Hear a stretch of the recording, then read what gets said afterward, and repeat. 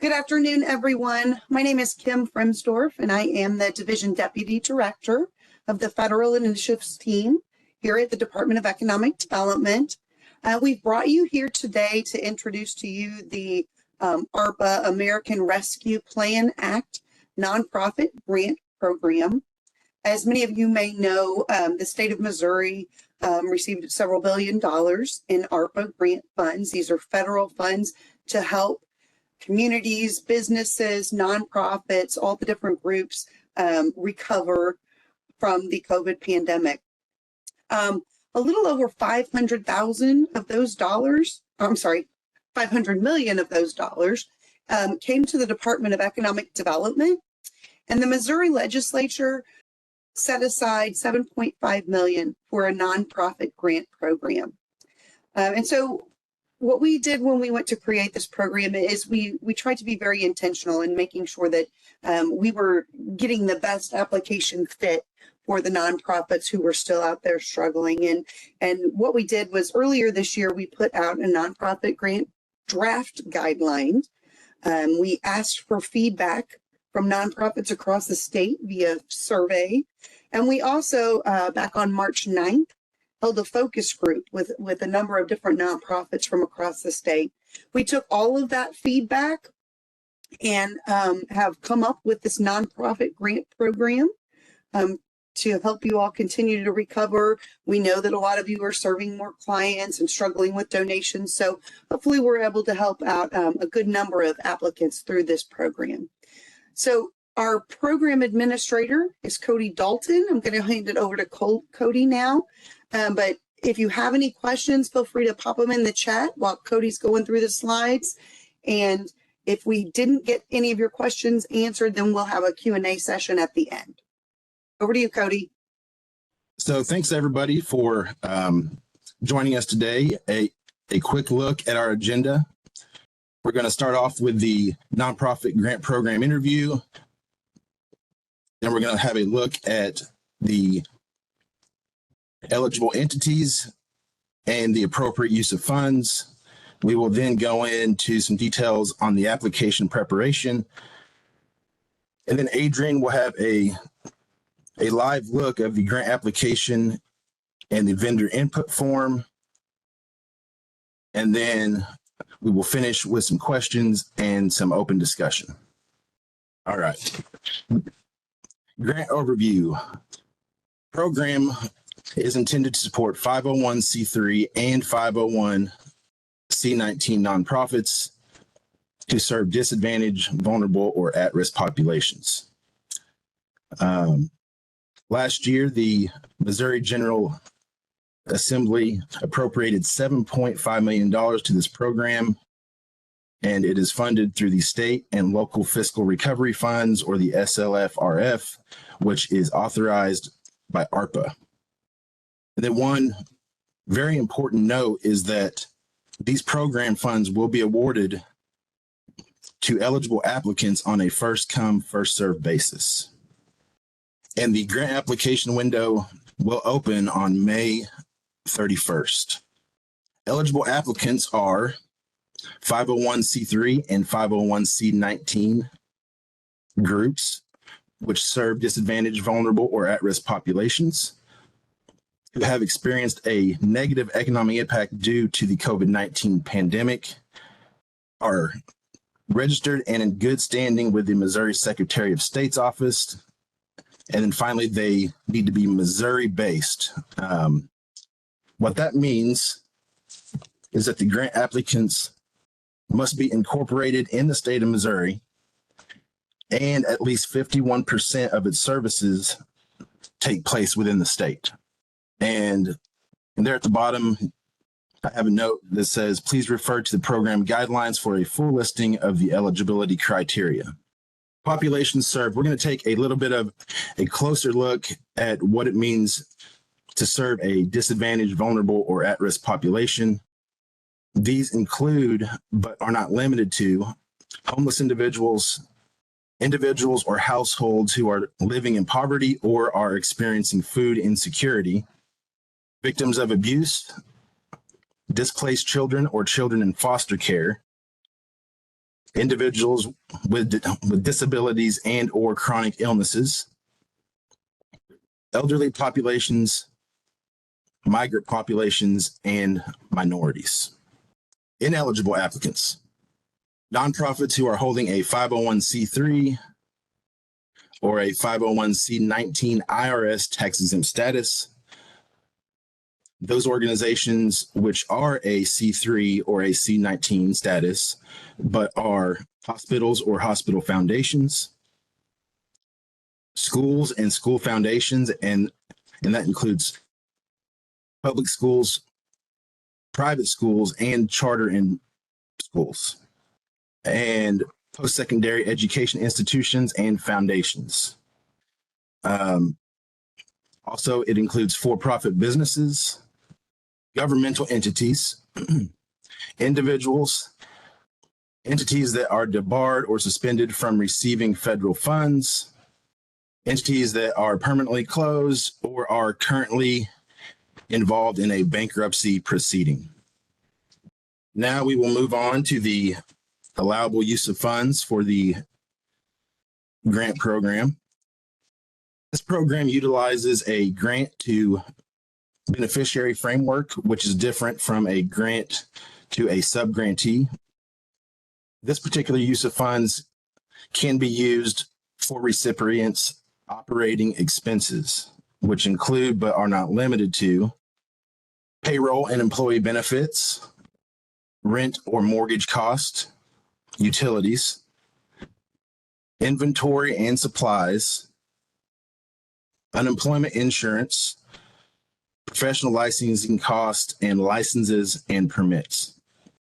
Again, there is a variety of operating expenses, and this list is not all inclusive. There will be a question on the grant application, which we will look over shortly, where the grant applicant will be asked to explain what the funds will be used for. All right, let's hop into the application process. So the nonprofit grant application will be submitted using DED's online submittable platform. On the right of the screen, you will see a snapshot of the submittable platform's landing page. On May 31st, when the grant application goes live, you will see a link to the nonprofit application grant on that site. Some of the details about the submittable platform and the application itself is you can invite people to collaborate on your application. We ask that you please use Google Chrome, Microsoft Edge, Firefox, or Safari web browsers. At this time, Internet Explorer is not supported by Submittable. And please check out the Submitter Resource Center, as there's a lot of good tips there for using the Submittable platform. And if you have any questions about the application process that is not related to the content itself, and it's more of a technical question, please contact Submittable customer support and they will help you out. One very, very important note that I want you all to take away from today's training is that you need to safe list emails from Submittable. That means that emails from Submittable will not go into your spam or your junk folder on your email application. After the application is submitted, we will be communicating with the applicant through Submittable, so we want to ensure that those emails do not go into your junk or your spam folder. Once the application is submitted, you will receive a verification email, which will thank you for your application. If you do not see that in your inbox, please go to your spam and your junk folder and then mark that email as safe. So all of the future communications will show up in your inbox successfully. So very important note there. Application document requirements. So just a few of the documents required, and I ask that you please refer to the program guidelines for a full listing of the program requirements. A 501c3 or a 501c19 federal tax exempt letter from the IRS, your entity's article of incorporation and all amendments, if there are any, your E-Verify registration and your MOU, or it's called a Memorandum of Understanding for E-Verify, and a completed beneficiary agreement. And we will get into that in a little more detail here shortly. This is kind of a overview of the application workflow and process. The applicants will create and submit their application through the online portal via Submittable. After that's done, the staff will then complete a initial eligibility screening. We will then have a grant application review to ensure that the entity serves vulnerable, disadvantaged, or at-risk populations, and they are Missouri-based, and that the funds are expected to be used for a eligible cost. If everything checks out, we will then make an award notification via Submittable, which will go to your assigned email address, and then funds will be dispersed. Okay, one of the required application documents is a completed beneficiary agreement. This is our version of the grant agreement for this particular program. The agreement itself contains various state laws and other legal requirements.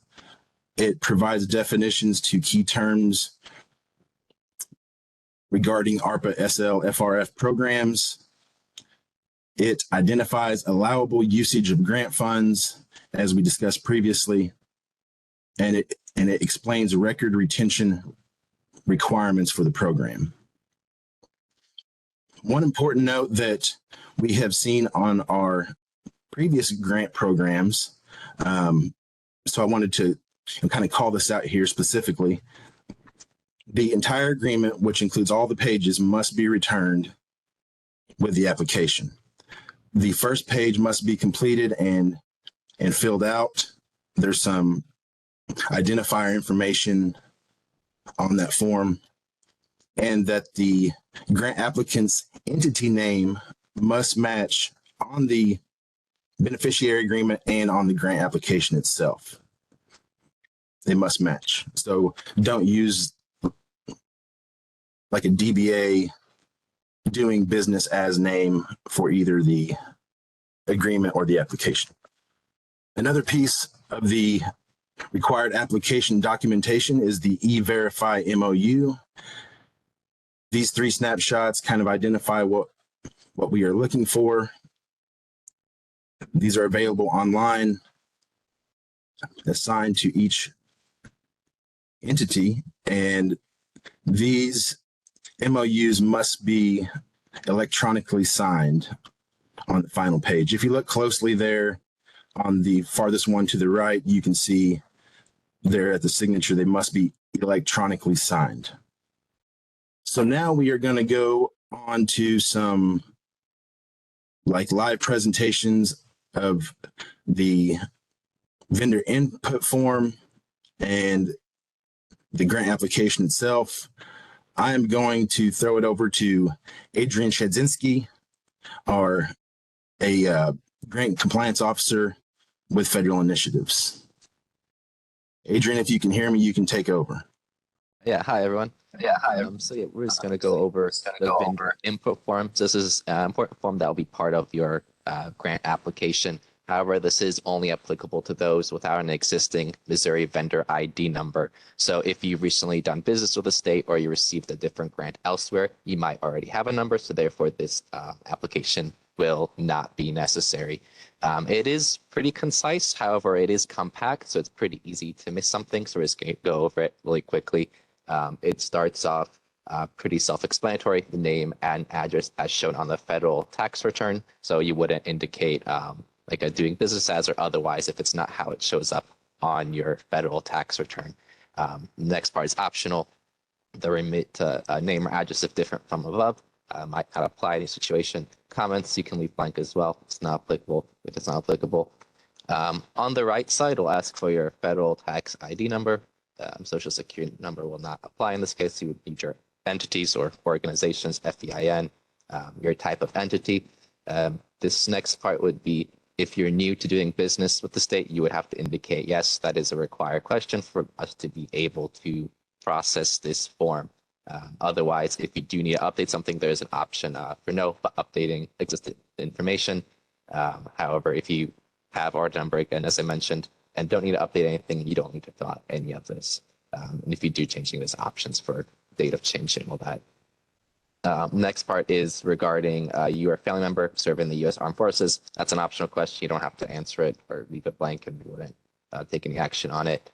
Next part is also important. You have to officially verify that you authorize the state to initiate credit entries. This selection must be checked. Otherwise, we would send it back to you if it's not checked because that needs to be selected.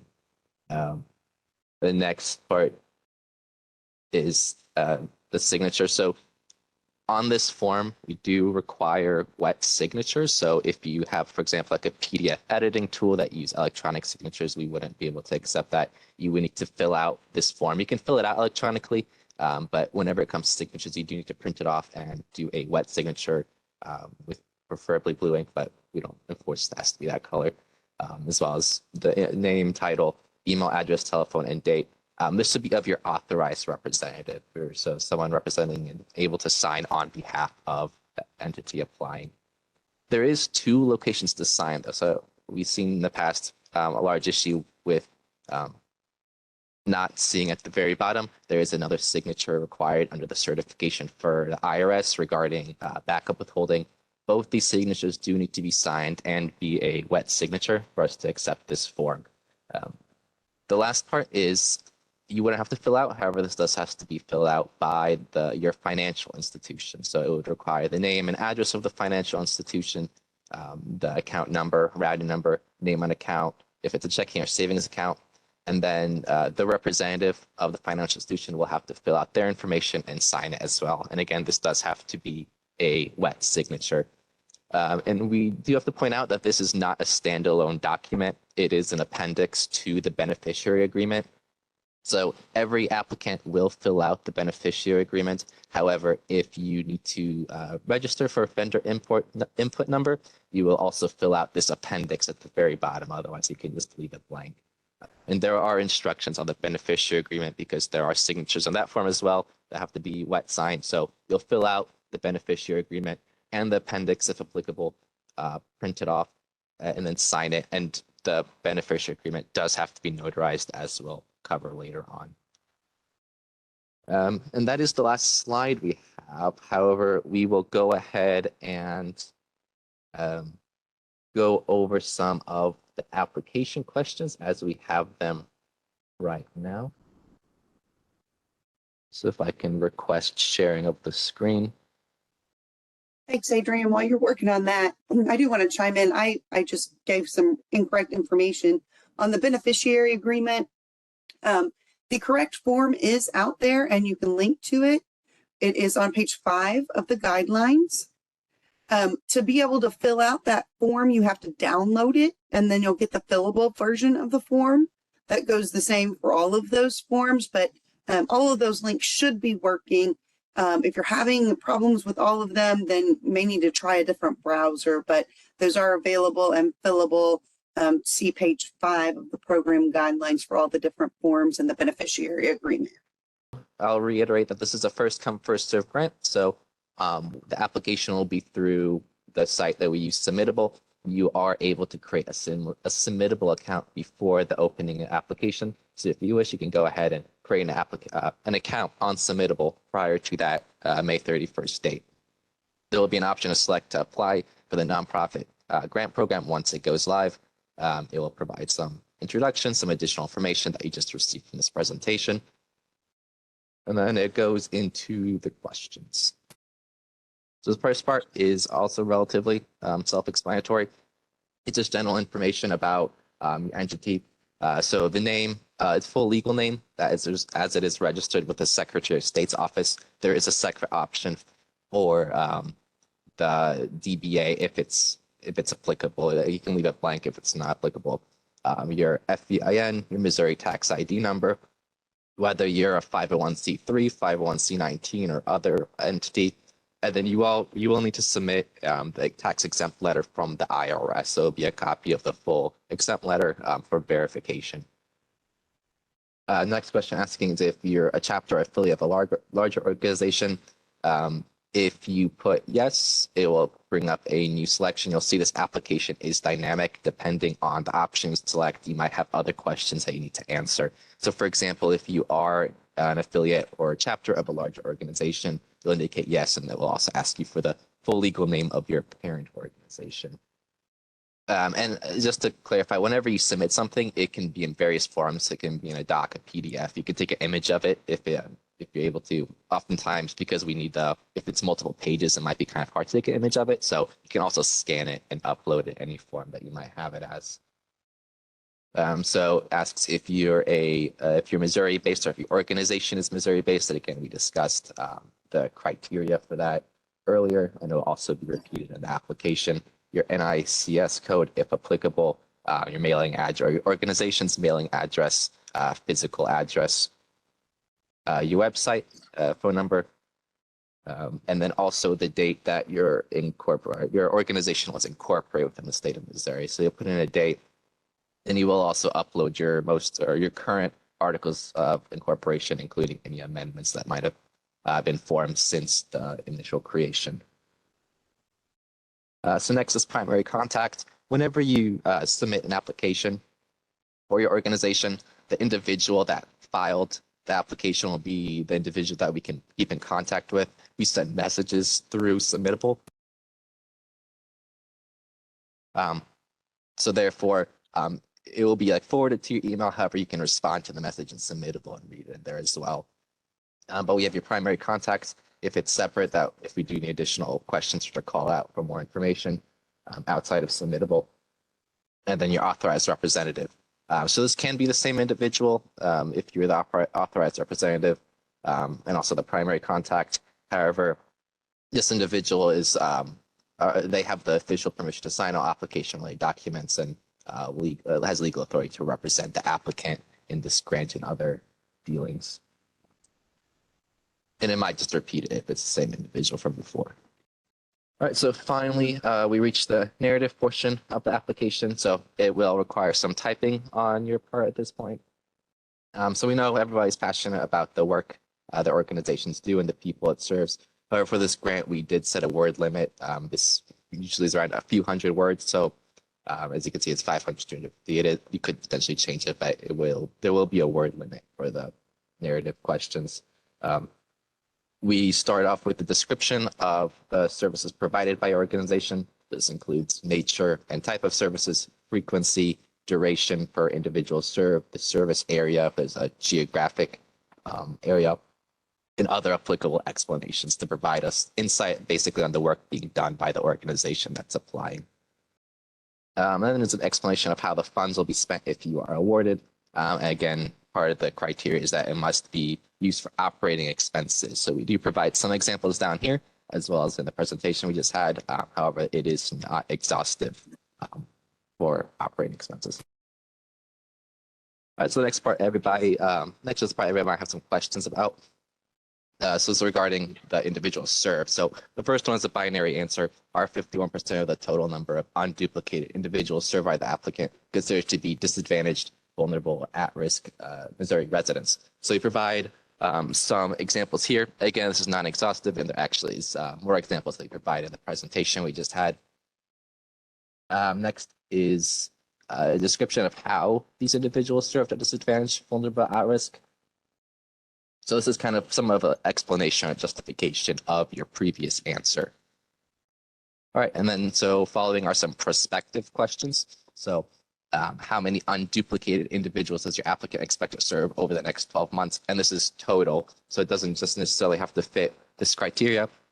However, total individuals served over the next 12 months. And unduplicated in this case means that if the same individual is not counted twice, regardless if there's repeated services or there's a numerous amount of sessions or programs they participate in. Next specifically goes into the unduplicated, disadvantaged, vulnerable, at-risk individuals. So of that total amount, how many of them fit that criteria that we call for in the application? All right. And the last narrative question that we have is essentially the whole focus of the grant. So how was your organization negatively impacted by the COVID-19 pandemic? This can range from a variety of impacts. So there's financial, like revenue or expense loss, revenue loss or expenses, workforce closures, among others. As you'll notice, we are not asking for any financial statements or Form 990s, like you might remember from the draft guidelines. Otherwise, eligible applicants with the eligible narrative will receive a flat $25,000. So it's not based on lost revenue. There's a narrative to explain how you are negatively economically impacted by the pandemic. All right, and the last section is just some logistics for the grant. So the link to your organization's Missouri Secretary of State's business portal webpage is instructions how to access that there. You just post the URL. See if you have employees. If you put no, it skips some questions. However, if you do have employees, we'll ask if you're contracted with a PEO. This is like a payroll service that you might have. However, in both situations, an E-Verify MOU, as we discussed earlier, is required. If you are contracted with a PEO, we'll need the name of the PEO as well as their E-Verify memorandum of understanding within our state. Additionally, there will be an E-Verify supplemental statement. So because payroll is from a different entity, essentially it'll just be a statement verifying that this other entity that is basically working with your payroll works with E-Verify MOU, and your employees hired through this entity will be processed through the E-Verify system. If you don't have a PO, which is most likely the bulk of situations, you'll just upload your own organization's E-Verify memorandum of understanding. And again, this does have to be electronically signed. The FEIN has to match the FEIN you provided in your application. And please submit the full document, not just the signature page. Next, it asks for your leadership and ownership information. So it'll just essentially put in the information for your board of directors, officers, executives, and other members of the management team that work with the operations of the applicant. All sections must be filled out. So last name, first name, middle initial, birthday, and their title. If they don't have a middle initial, you can just put NA or not applicable. All right, and if you have more than 6 individuals that need to be listed, you are able to upload another form that lists them in the same information. All right, it asks for additional questions regarding any principals or executives or anyone else identified that could be associated with a felony, currently charged with the commission of a felony, or is currently on parole or probation for a felony conviction. If it's yes, there's additional narrative they would to explain, provide some more information as seen here. The next part is the vendor input number. So again, if you do have a recent vendor input number from a previous business you did with the state or a grant, you can just input it there and you don't have to worry about the vendor input application. Otherwise, you won't put anything in and you can just skip straight to the beneficiary agreement. So you'll be able to download it if you haven't already filled it out before. Fill out the information that's applicable, additionally, including that first page. So again, that's important. Print it off before you sign anything. Be sure to take it to a notary. It does have to be signed in front of a notary that then notarizes and seals it before you scan it or take a picture of it and upload it back to the application. And again, remember that wet signatures are required. And the last section is the collection of just 3 certifications summarizing what you put in this application that you that you plan on remaining in operation through 2023, that it will be used for operating expenses incurred after March 3rd, 2021, which is the start of the performance period for the ARPA funds that this is coming from. And then that the information you provided is correct and you meet the criteria to be eligible. And you can go ahead and submit. So once you submit, you are not able to change it anymore. So be sure everything is correct before you submit. You're able to save draft if you do need to leave and come back to it. Otherwise, once you submit, you will receive that confirmation email at the end. And if we do have any additional requests, we will be reaching out through a submittable and contacting submittable. That's pretty much it. So, All right. Thank you, Adrian. Sure, great. Yeah, thank you all for the information there. We've got plenty of questions coming in. So Kim, I'm not sure how much time you'd like to dedicate to questions, but we got plenty of them. So, And I can just lay a couple of things out real quick to start us off. Please be sure you're looking at the current version of the guidelines. If you are looking at the earlier draft version, it will say draft in the background in a watermark. In the earlier guidelines, we did say we were going to look at 990s to see if entities had a revenue loss. We are no longer doing that. It was going to be very complicated, and some agencies don't file the 990 form or just do a postcard. So we are no longer looking at revenue loss. We're just looking at negative economic impact. And those can be, it can be a number of things for nonprofits. It can be, you didn't have volunteers, they canceled, or you had to cancel classes or lessons or close your door for a couple of weeks, or you could have had revenue loss or canceled events. So it's, we're just going to ask you to provide a narrative. You won't have to provide documentation for that. So I think that may have taken care of several of them, Chase, but go ahead. okay, great. And if I get to the point where I'm repeating questions that we've already answered, definitely cut me off, Kim, because we've got plenty to get through here. So first question is this grant just for nonprofits located in Missouri? Yes, this grant is just for Missouri-based nonprofits. To be eligible, you have to be serving at least 51% Missourians who are disadvantaged, at risk, or vulnerable. All right, thank you. Will there be a specific time of day on the 31st that the application opens? It's likely going to be around 10 o'clock in the morning on the 31st, but we will update the website. So check the ARPA website for the time, and we will post it there under the nonprofit grant program. All right, can you clarify what the good standing piece requires? I answered that one in the chat. Okay, great. What sorts of supplies would we be able to apply for? Can we just apply for supplies?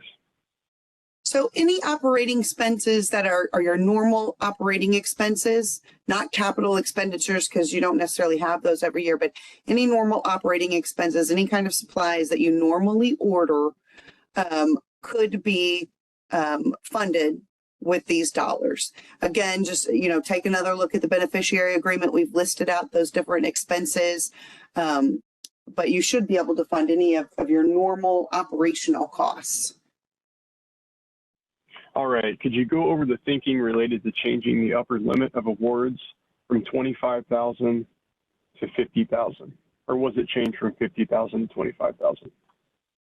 So originally we had a range of awards in the draft guidelines based on the amount of feedback we got, the number of nonprofits, and then just a few other things. If we award $50,000, some additional reporting requirements kick in, but we wanted to find an amount that would be helpful to agencies. I mean, yes, it's not $100,000, but $25,000 is a substantial amount. It's going to help the larger entities and the smaller, and it allows us to fund a decent number of applicants, about 300 nonprofits across the state, because there are so many in need.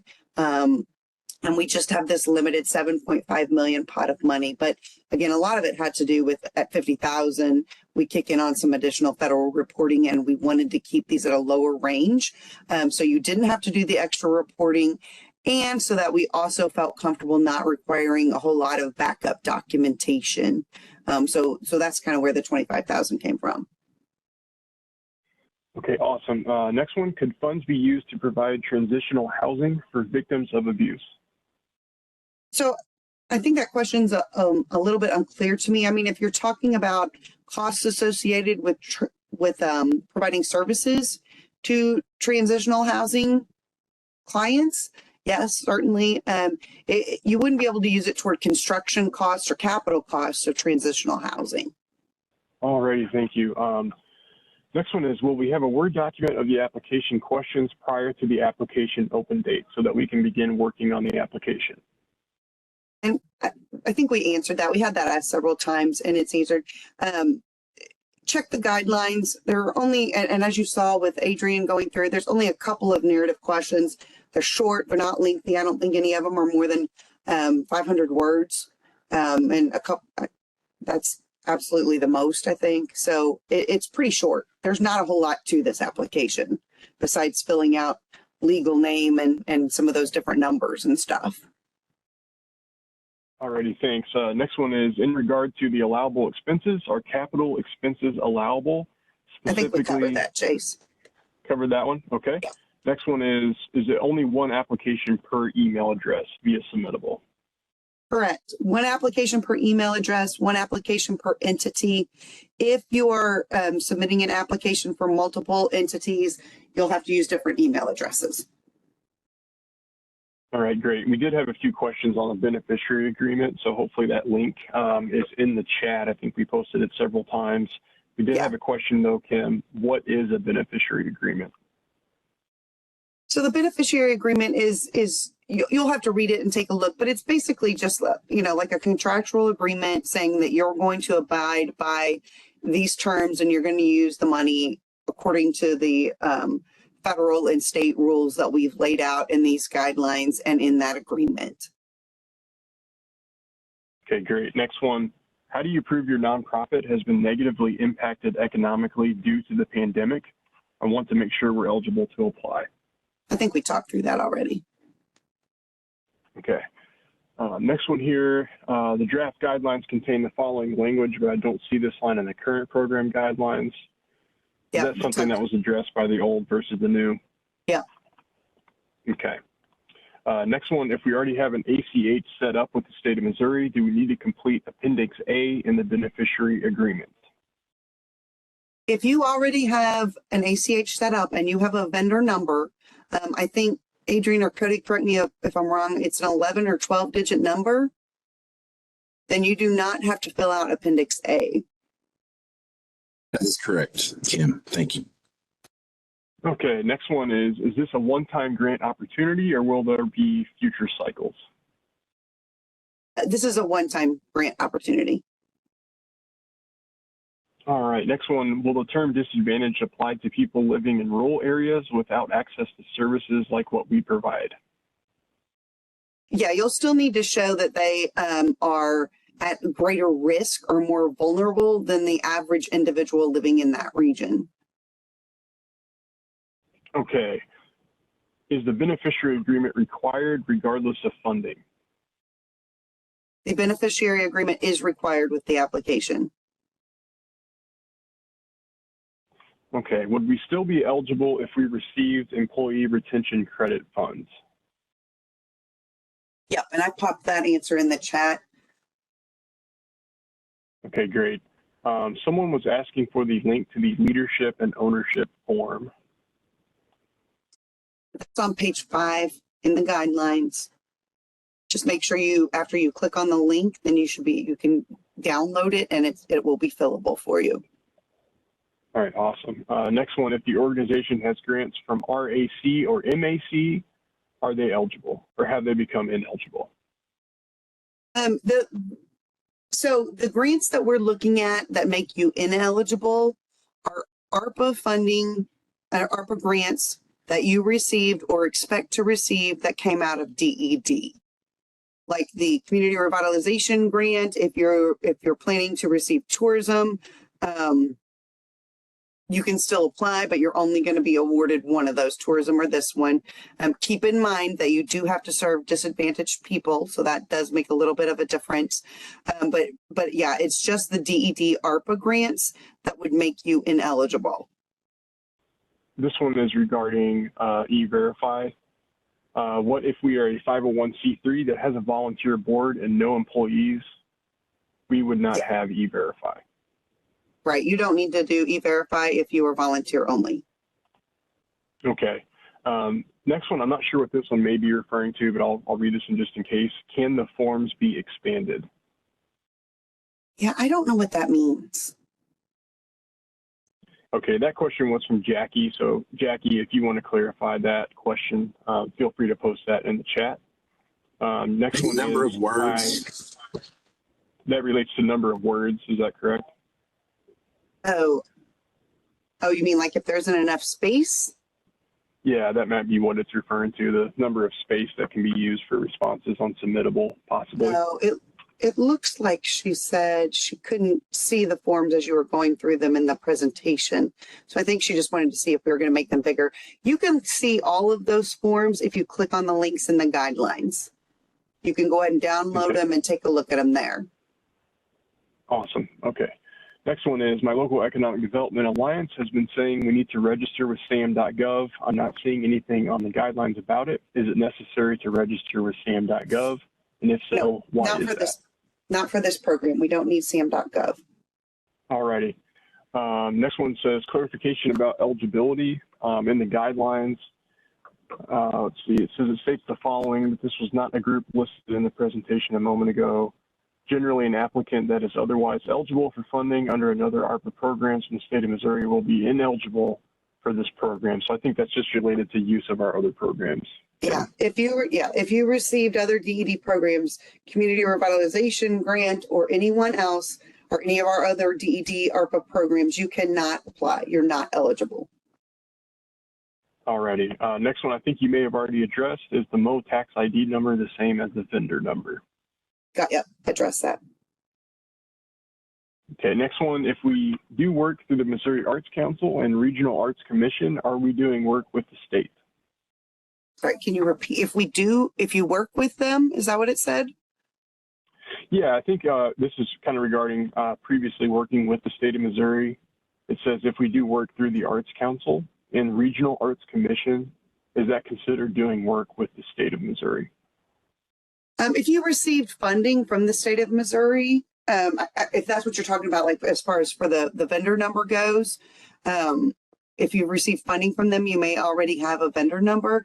If you're asking about something else, like as far as eligibility goes or something like that, go ahead and shoot Cody an email or give him a call. And maybe you can talk through that and we can better understand what that question is. Okay, yeah, and there was another question. Yeah, go ahead. About how we find out if we're already a vendor. So yeah, feel free to reach out to Cody if you have a question about if you're a vendor or not already, and we'll get you an answer on that. Next one, is the vendor ID the same as our Missouri Buys ID? I believe it is. Can you go? I know that they're different numbers. It's not the same number, but if you already have a Missouri Buys account, I'm pretty sure you don't have to fill out that form. It's just ends up being a different number. Generally, those numbers are, 11 or 12 digits. But if you already know your Missouri Buys account number, you can plug that in and maybe send us a note that is your Missouri Buys number. Okay, thanks, Kim. A couple questions from Teresa here. What if you're still waiting for your 501c3 paperwork to be sent to you? So unfortunately, you would not be eligible if you're waiting on C3 or C19 IRS tax determinations. You had to have that before March of 2019. Or I'm sorry. Yeah, is that right, Cody, the date? It is March 13th, Yeah. 2019. Yeah. Yeah. Okay, perfect. Thank you for filling in there. Yeah, you would have had to have already had that designation back in 2019 to be eligible for this program. Alrighty. Next one, can we use a vendor input form from a previous application? As long as you check and it's the same form and it's not super old. I mean, the biggest thing would be making sure your banking information is the same and that maybe it's been done in the last, I don't know, 3 or 4 months, then it should be fine. Alrighty. Next one, how can you prove that your nonprofit has been negatively impacted due to the pandemic? Yeah, and again, I think, I mean, it's just a narrative. You just have to talk about the way you guys were impacted, the whether you had to close or you lost volunteers or customers or whatever the situation may have been. It's kind of back on you. That's the only sort of that will have that you meet the qualifications. So you'll need to make sure that, it makes sense and it clearly says how you were negatively impacted, but it's really just kind of on you to talk about the different ways you were impacted. Okay, next one. I think I know the answer to this one. Someone asked if they could have a link to the test application page, and I believe it will become available on the 31st, and they can take a look at this same test version that we went through today, but feel free to correct me if I'm wrong, Kim. Be the actual application that comes out on the 31st. There is not a link to the test that we are making publicly available. All right. Next one, I'm wondering about the employee retention credit. No, you can still apply if you got PPP or employee retention credit funding. Okay, and we did have a few questions next about different regions of the state. I believe you answered that, Ken, that this program will launch for all regions across the board all at the same time. Correct. Someone is asking if we can download the guidelines yet. The answer is yes. We posted that in the chat a few times. What is the website to reach the submittable form? I think, Kim, as you pointed out, this specific application is not yet available until the 31st, but we did provide a link to where it will be available on submittable. Right. And the guidelines, I know everybody's concerned about being first come, first serve and seeing the questions. In the guidelines, I mean, we don't list all the fields you have to fill out where you have to fill out your name, legal name, but we have provided you with all of the information in the guidelines for everything that you will have to have gathered. And we have listed out, I think there's just like 4 or 5 narrative questions. So you can find all the information you need to complete the application in the guidelines. Just take a careful look through the guidelines. I mean, it's only like a 6 or 7 page document, so it shouldn't take too long. This application is brief. So yeah, we won't be putting out tests or any additional information ahead of time besides the guidelines, but it should have everything you need. All right, and then several questions about if entities have received other ARPA grants and how that might affect their eligibility. I think you may have already answered that. Yeah. Okay, next one. If you are an affiliate, can only one entity in the organization apply? I think for that one, can you shoot us an email on that? I'm not sure exactly what you mean by affiliate. If it's a Boys and Girls Club type situation, then you're likely your own separate nonprofit entity.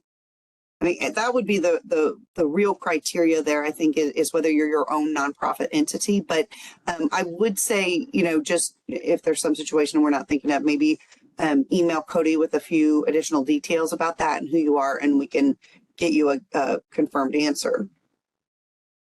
Alrighty, thanks, Kim. That one came from Sarah. So Sarah, feel free to send us an email on that one. Next one, does operating costs include professional services? I'm sorry, Chase, can you repeat that? Sure. Does operating costs include professional services? Yeah, generally, if those are part of your normal costs. All right, and there was one about creating an account on Submittable. Kim, I believe you already posted a link to that. Yeah. Next one, if you submitted an application for ARPA at the county level, are you still eligible at the state level? Yes. Do we still need to show the loss between 2 years to apply for this grant? No, that's from the old guidelines. And Chase, I think we'll just do a couple more. And then if we didn't answer anything, just so everybody knows, we will be, getting a list of all of the questions you put in the chat. Anything we didn't answer, we'll be putting in an FAQ that we'll be posting on the website. So you'll be able to find that FAQ and any answers to the questions you didn't get, as well as some of these other common ones. All right, sounds great. Is the award based on revenue loss? In other words, must we demonstrate a $20,000 loss to get that amount? No, we are not looking at revenue. We are just asking you to give us a few sentences describing how your organization was negatively impacted by the pandemic, and the award is $25,000. All righty, a few more here. What is the maximum grant amount provided? The award amount is $25,000. There's no range. It's just a flat $25,000. All righty, this one I believe was regarding the submittable application that was shown today. What is the likelihood that these questions and/or word limits will change before the application goes live? It's pretty unlikely. I mean, we've got the final guidelines out there, so the questions aren't going to change. And I know there are some comments about you need the questions in advance as grant writers. The questions, I mean, the narrative, what has to be written is in the guidelines. We bullet out what has to be provided in the narrative. So it's pretty much going to be the same, though, as what we have. I guess the word count might change, but I really doubt it. The questions will not change. Alrighty, here's one about eligibility. Are we eligible if we have received ERC or PPP? Yeah, we covered that one, Chase. Okay, great. If we have a board, do we have to list all directors? And the question about ownership. Yes, you do have to list all you don't have to list every member, but you do have to list like if it's the board chair, vice president or secretary, you need to list the leadership positions. You don't have to list every board member. Okay, what if you were an all volunteer staff? Would you still be eligible? Yes. We have a company that does our payroll. Is that a PEO? They don't do the other functions listed. If they just do your payroll and you don't do any hiring through them, if you do your own hiring, then you would need to provide your own E-Verify MOU. I would not consider them a PEO if they're just doing that accounting piece for you. It's more if all of your hiring is going through them, and they're the people that would be responsible for running employees through E-Verify. So I think, Chase, as we close in on these last couple of minutes, we'll go ahead and stop with the questions. Again, we will post all of those in the FAQ that didn't get answered, as well as some of the more common ones that should be available on our website in the next couple of days. It'll just take us a little bit to get all those in there. The recording should be available in the next day or so as well on the website. And again, you can email or call Cody with any questions we didn't get to, or if you think there's something a little bit more nuanced, you might not get the answer in the FAQ, please reach out to Cody and he can help you out. Thank you everyone for joining us today. We hope to work with all of you as soon as this application launches, and we wish you the best of luck. Thank you.